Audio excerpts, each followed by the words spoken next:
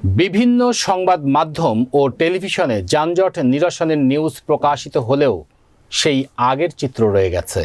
কোনোভাবেই নিরসন করা যাচ্ছে না কক্সবাজারের উখিয়ায় কুতুপালং বাজারের যানজট। উখিয়া প্রতিনিধি মোহাম্মদ নাসিমের প্রতিবেদনে দেখুন বিস্তারিত। সরেজমিনে দেখা যায় কুতুপালং বাজারের দুই পাশে ভ্রাম্যমাণ দোকানিরা দোকান বসিয়ে রাস্তা দখল করে আছে। তাদের কাছে কেন দোকান বসিয়ে রাস্তা দখল জানতে চাইলে তারা কোনো সদুত্তর দিতে পারেনি। তবে পেছনে কানাঘুষা করতে শোনা গেল ইজারাদার ও জনপ্রতিনিধির হাত রয়েছে। গত কয়েকদিন আগে যানজট নিরসনে রাজধানী টেলিভিশনে দেওয়া এক সাক্ষাৎকারে হাইওয়ে পুলিশের ইনচার্জ বলেছিলেন এইটা সাময়িক যানজট। তবে আজকে অর্থাৎ ৮ জুলাই যানজট নিরসনের ব্যাপারে জানতে চাইলে তিনি মুঠোফোনে বলেন, আমরা নিয়মিত অভিযান পরিচালনা করছি।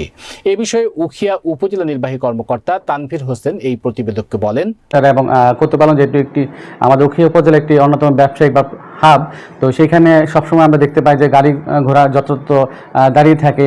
আমরা সকলেই জানি যে মহাসড়কে সিএনজি টমটম চলাফেরার কোনো সুযোগ নেই, কিন্তু সেগুলো চলছে। সেই সাথে ভ্রাম্যমাণ দোকানদারেরা এখানে বিভিন্ন ধরনের ব্যবসা বাণিজ্য করছে, যেটা কোনো সুযোগ নেই।